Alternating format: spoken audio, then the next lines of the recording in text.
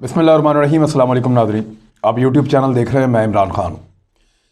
हमने इस पे बहुत सारे एनालिसिस सुने हैं और इस पे बहुत ज़्यादा बात की है कि अमेरिका की जो नई इंतज़ामिया है वो भारत और पाकिस्तान के बीच में किस तरह का बैलेंस रखेगी। और लोग तजर्बे की बुनियाद पे और चीज़ों की बुनियाद पे कहते रहे, लेकिन किसी ने भी एनालिसिस इस बात पे नहीं किया कि फैक्ट्स क्या हैं। हमारे तजुर्बात अमेरिका को लेकर कुछ बहुत अच्छे नहीं हैं, लेकिन अगर हम मौजूदा जो बाइडन की इंतज़ामिया को देखें और उन हक़ाइक़ को देखें जिनसे गुजर कर वो अमरीकी सदर बने हैं, तो आपको बहुत सारी चीज़ें क्लियर हो जाएंगी। मैं अब उनके कुछ स्टेटमेंट्स, उनकी जो नायब सदर हैं कैमला हैरिस, उनके स्टेटमेंट्स और उसके अलावा कुछ फैक्ट्स हैं जो अब आपके सामने रखने लगा हूं कि जो बाइडन ने आते ही किया क्या है। देखिए, भारत के अंदर एक ट्विटर के ऊपर टॉप ट्रेंड था। ट्विटर का टॉप ट्रेंड होना इस बात का गमाज है, या इसका यह मतलब है कि उस मुल्क की अक्सरियत ऐसा ही सोचती है। यानी पाकिस्तान की यूथ या अक्सरियत लोगों की जो सोचती है चीज़, वही ट्विटर पे टॉप ट्रेंड बन जाती है। अब यहां एक ट्विटर के ऊपर टॉप ट्रेंड था भारत के अंदर, जो Biden is not my president, कि जो बाइडन मेरा सदर नहीं है। यह भारत के अंदर ट्विटर का टॉप ट्रेंड रहा। क्यों रहा? यहां से हमने अपनी रिसर्च का आगाज किया और बहुत सारी चीजें निकाली हैं। अब मैं आपको बताऊंगा फैक्चुअली ये जो नया अमेरिका है या अमेरिका का नया सदर है वो करने क्या वाला है, उसमें पाकिस्तान के लिए क्या अच्छा है, क्या बुरा है, और भारत के साथ क्या होने वाला है। देखिए, एक तो पहले हम ये देख लें कि जो बाइडन ने जो अपनी एक कैबिनेट बनाई है या अपनी टीम को तश्कील दिया है, उसमें भारतीय कितनी बड़ी तादाद में 18 भारतीयों को शामिल किया है, जिसमें 15 जो हैं वो व्हाइट हाउस का हिस्सा हैं और 3 जो हैं वो सिक्योरिटी का। ये 18 भारतीय जो उन्होंने शामिल किए हैं, 3 पाकिस्तानियों को शामिल किया है और उसके अलावा 2 कश्मीरी खवातीन हैं। जो 18 भारतीय उनमें 2 कश्मीरी खवातीन भी हैं जिनको अपनी टीम के अंदर शामिल किया है। अब जो पाकिस्तानी है उनका मैं आपको बताऊं, उनको बड़े अहम ओहदे मिले हैं। पाकिस्तानियों के ओहदे जो भारतीयों को ओहदे मिले हैं उनसे ज़्यादा अहम और बेहतर ओहदे हैं। भारतीयों को बहुत सारे खानापुरी वाले ओहदे मिले हैं, उनकी तादाद ज़्यादा है, लेकिन ये ओहदे आप ज़रा सुन लीजिए। सलमान शाह को फॉरेन पॉलिसी टीम का डायरेक्टर पॉलिसी प्लानिंग बनाया गया है। अली जैदी को डिप्टी नेशनल क्लाइमेट एडवाइज़र बनाया गया है। साइमा मोहसिन को फेडरल प्रोसिक्यूटर, ये पहली मुसलमान प्रोसिक्यूटर हैं जिनको बनाया गया है। ये 3 पाकिस्तानियों की मैंने आपको बात बताई। अब जिन भारतीयों को उन्होंने चुना है उसकी बहुत सारी तफसील मेरे पास मौजूद है, लेकिन सबके नाम लेना ज़रूरी नहीं है। लेकिन 2 लोगों के यहाँ पे हमें नाम लेने पड़ेंगे क्योंकि वो 2 खवातीन हैं और दोनों का ताल्लुक मकबूजा कश्मीर से है। इनमें एक खातून का नाम आयशा शाह है और दूसरी का नाम सुमेरा फाजली है। तो ये दोनों खवातीन जो हैं, ये भारत का जो मकबूजा कश्मीर का इलाका है वहाँ से इनका ताल्लुक है, और आयशा शाह जो हैं वो पैदा भी मकबूजा कश्मीर में ही हुई थी। अब इन दोनों खवातीन की शमूलियत से भारत के अंदर या बीजेपी की हुकूमत के अंदर परेशानी है, और उन्होंने ये नारा क्यों लगाया था कि जो Biden is not my president, उसकी तरफ अभी आप आते हैं। क्योंकि बीजेपी ने पूरी सपोर्ट की थी डोनाल्ड ट्रंप को जीतने के लिए, और उन्होंने पूरी कोशिश की थी कि किसी भी तरह जो डोनाल्ड ट्रंप है वो जीत जाए। उन्होंने उसके लिए जलसा भी किया और भारतीय वोटों को उन्होंने कोशिश की कि भारतीय लोग जो हैं वो सारे के सारे डोनाल्ड ट्रंप को वोट करें और जो बाइडन हार जाए। लेकिन भारतीयों की पूरी कोशिश के बावजूद जो बाइडन जीत गया। मुसलमानों ने जो वोट किया है उसमें 70% मुसलमानों ने जो बाइडन को वोट किया है और सिर्फ 17% मुसलमानों ने डोनाल्ड ट्रंप को वोट किया है। तो इस तरह मुसलमानों ने जो बाइडन का इंतखाब किया, और जो बाइडन अपना ये इंतखाब कैसे दुरुस्त साबित कर सकते हैं, कुछ इक़दामात वो ले रहे हैं। देखना यह है कि इन इक़दामात का फ़ायदा क्या होता है। लेकिन वो इक़दामात आपके सामने रखने से पहले मैं आपको एक और चीज़ बताऊं कि 2 बड़े अहम लोग थे जिन्होंने जो बाइडन की बड़ी तहरीक चलाई थी और बड़ा जोर लगाया था, और ये दोनों लोग जो हैं ये भारतीय थे। इनमें एक का नाम सोनल शाह है और दूसरे का नाम अमित जानी है। इन 2 लोगों को जानबूझकर जो बाइडन ने अपनी कैबिनेट में शामिल नहीं किया।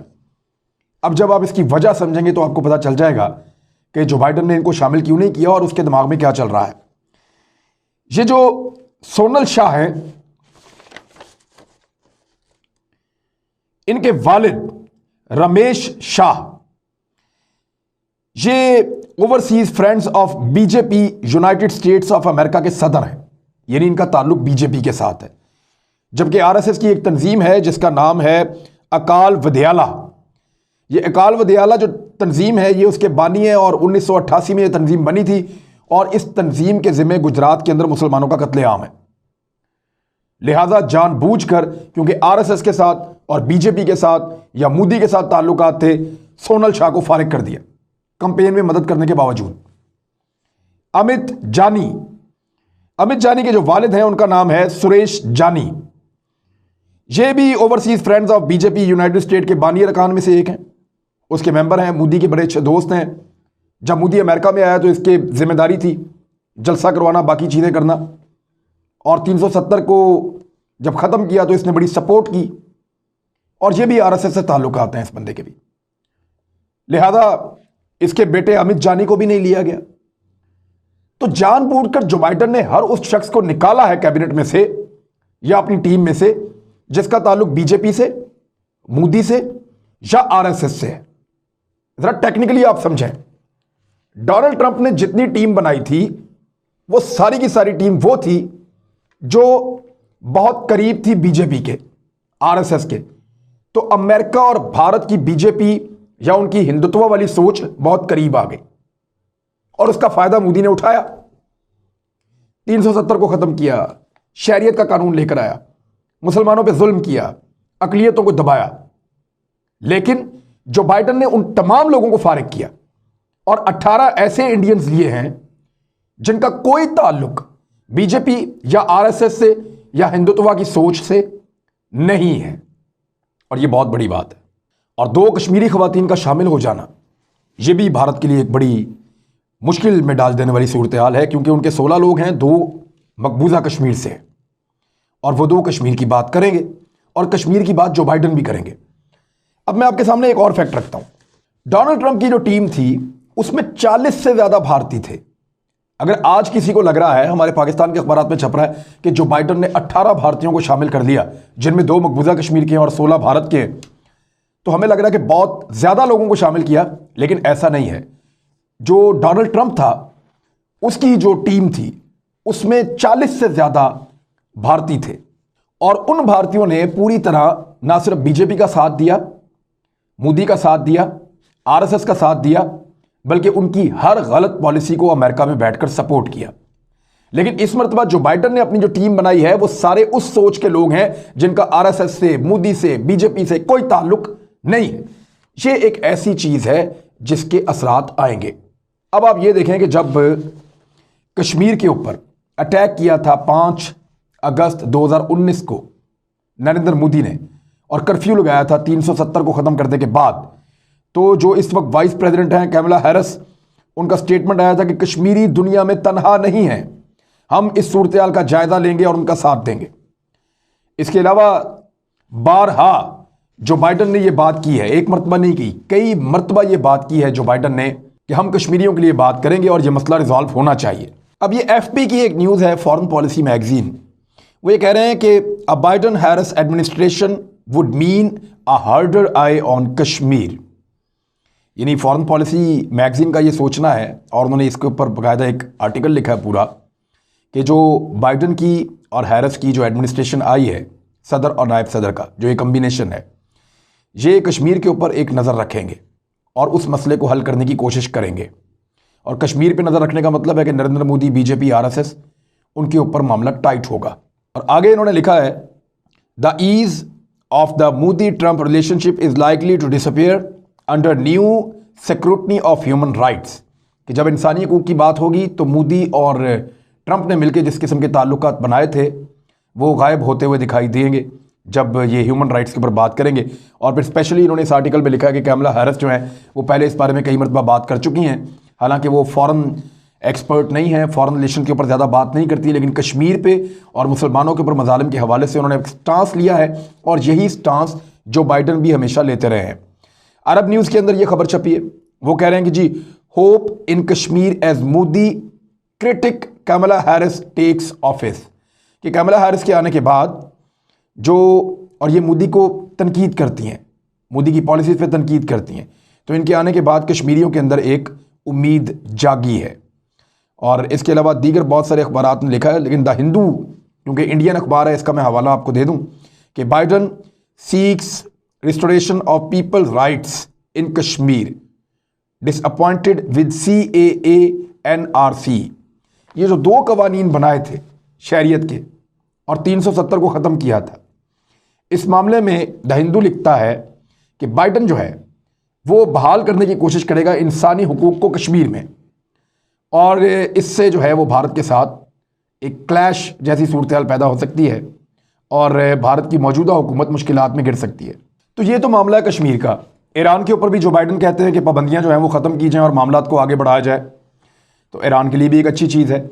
और एक बहुत बड़ी चीज़ जो है वो जो फैसला कर लिया और उसको अनाउंस भी कर दिया बाकायदा जो बाइडन की नई टीम ने, इसमें एक स्टेटमेंट आया है और वो स्टेटमेंट दिया है रिचर्ड मिल्स ने।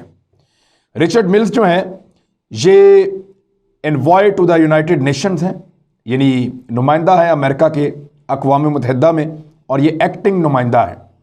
इन्होंने एक स्टेटमेंट दिया है हाल ही में, एक दिन पहले, और इनका जो स्टेटमेंट है उसके मुताबिक इन्होंने ये ऐलान किया है कि अमेरिका फ़लस्तीन के साथ अपने ताल्लुकात को नॉर्मलाइज करने जा रहा है, और जो एड उनकी बंद की गई थी फ़लस्तीनियों की, जो इमदाद उनकी अमेरिकन ने बंद कर दी थी डोनाल्ड ट्रंप ने 2018 में, उसको बहाल करने का फ़ैसला किया अमेरिका ने फौरी तौर पे। और साथ ही साथ जो डिप्लोमेटिक ऑफिसेज बंद किए गए थे फ़लस्तीनियों के अमेरिका में, उनको भी ट्रंप ने खोलने का ऐलान किया है। यानी ट्रंप ने किया ये था कि ज़बरदस्ती एक प्लान दिया था, पीस प्लान, तो फ़लस्तीनियों ने कहा जी हमें ये कबूल नहीं है, हमारी एक अलग रियासत होनी चाहिए और हमारे इलाकों के बारे में हम बेहतर जानते हैं, हमें एक फ़रीक के तौर पे लें, हम क्यों हमारे ऊपर कोई चीज़ मुसल्लत ना करें। तो फ़लस्तीनियों से नाराज़ होकर डोनाल्ड ट्रंप ने बहाना बनाया और उसने जो यरूशलेम के अंदर दफ्तर था जो फ़लस्तीनियों के साथ डील करता था अमेरिकन का, उसको बंद किया, और उसके अलावा जो फ़लस्तीनियों का वाशिंगटन के अंदर ऑफिस था उसको भी बंद करवा दिया।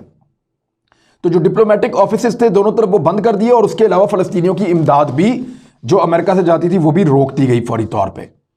तो क्योंकि जो बाइडन है वो अपनी बार बार उसमें भी कह चुके हैं, कंपेन में भी और उससे पहले भी कह चुके हैं कि इसका जो फ़लस्तीन का मसला है उसका एक ही हल है कि फ़लस्तीनियों की एक अपनी आज़ाद रियासत हो, इसराइल की अपनी एक आज़ाद रियासत हो, दोनों एक दूसरे से अलग अलग हों, उनकी डिफाइंड बाउंड्रीज हों, और जो मुकद्दस मकामात हैं उनके लिए एक बाकायदा फार्मूला तय किया जाए।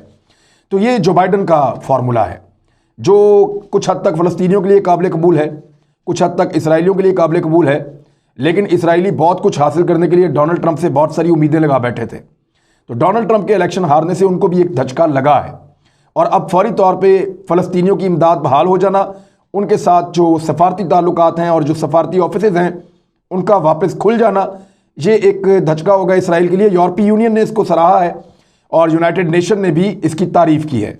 अब जहाँ तक मामला रह जाता है पाकिस्तान का और जो बाइडन का, तो मैंने आपको ये तो क्लियर कर दिया कि मोदी के साथ, बीजेपी के साथ, आरएसएस के साथ जो बाइडन और उनकी इंतज़ामिया के ताल्लुकात अच्छे नहीं चलने वाले। भारत में कोई दूसरी हुकूमत होगी तो अमेरिका के ताल्लुकात उनके साथ बेहतर होंगे। भारत अमेरिका की ज़रूरत ज़रूर है, लेकिन मौजूदा हुकूमत से, जो अब अमेरिका की नई हुकूमत है बीजेपी की हुकूमत से, उसके ताल्लुकात कुछ अच्छे नहीं हैं और ना आइंदा अच्छे होते हुए दिखाई दे रहे हैं। दूसरी जानिब पाकिस्तान के साथ उनको अभी एक ऐसा काम है जिससे पाकिस्तान उनको निकाल सकता है। पाकिस्तान ने फौरी तौर पर उनको ये मशवरा दिया है कि तालिबान के साथ आपके जो दोहा में मुज़ाकरात हुए हैं उनको रोकिए मत, बल्कि उनको आगे बढ़ाइए। और ये एक प्रोसेस है, ये बहुत जल्दी जल्दी नहीं होगा, लेकिन इसमें से अच्छी चीज़ें निकलेंगी। मुज़ाकरात को बंद नहीं होना चाहिए, दोबारा लड़ाई शुरू नहीं होनी चाहिए, और हम अपना किरदार अदा करते रहेंगे। और जो बाइडन की इंतज़ामिया है उन्होंने इस बात को तस्लीम किया है, और जो पेंटागन का हेड जिसको बनाया गया है रिटायर्ड जनरल को, उसने भी ये स्टेटमेंट दिया है। इसका नाम है जनरल रिटायर्ड लॉयड ऑस्टिन। उन्होंने एक स्टेटमेंट दिया है कि अमेरिका के पाकिस्तान की फ़ौज से बेहतर ताल्लुकात से दोनों ममालिक के अहम मसाइल में ताउन की राह हमवार होगी। उन्होंने इस बात को सराहा कि इस्लामाबाद का अफ़गानिस्तान में किसी भी सियासी तस्फ़िये में अहम किरदार होगा, और साथ ही साथ उन्होंने ये करार दिया कि पाकिस्तान जो है इस तस्वीर के अंदर एक लाजमी जुज़्व है और उसको नज़रअंदाज नहीं किया जा सकता। ये है पाकिस्तान की इम्पोर्टेंस। पाकिस्तान अमेरिका को गाइड कर रहा है, जबकि इंडिया की हुकूमत जो है वो इस वक्त जो बाइडन से कटी हुई है और उन्होंने पूरी कंपेन जो बाइडन के खिलाफ चलाई है। तो मुझे ऐसा लगता है कि इसराइल के लिए और इंडिया के लिए अमेरिका वैसा नहीं होगा जैसा पहले था, लेकिन क्योंकि ये दोनों बहुत बड़े और तगड़े मुल्क हैं, इसराइल पैसे के लिहाज से, ताकत के लिहाज से बहुत बड़ा है, अपने असर रसूख के लिहाज से बहुत बड़ा है, भारत आबादी और मंडी के लिहाज से बहुत बड़ा है, तो अमेरिका इसको मुकम्मल तौर पे नज़रअंदाज तो नहीं कर सकेगा, लेकिन उसूलन पाकिस्तान के बहुत सारे मौक़िफ़ जीतेंगे, कश्मीरियों के बहुत सारे मौक़िफ़ जीतेंगे और मोदी के ऊपर दबाव बढ़ेगा। फ़लस्तीनियों के लिए अच्छी खबर यह है कि अमेरिका ने वो रिलेशन जो ख़त्म हो गए थे उनको बहाल कर दिया और साथ ही साथ उनकी इमदाद को बहाल करने का ऐलान किया है, तो ये एक सिंबॉलिक फ़तह है उनके लिए। दूसरी जानिब ईरान जो है उसको ये उम्मीद है कि उसके ऊपर सभी पाबंदियाँ अब ख़त्म हो जाएंगी। अब तक के लिए इतना ही, अपना ख्याल रखिएगा, अपने इस चैनल का भी। अल्लाह हाफ़िज़।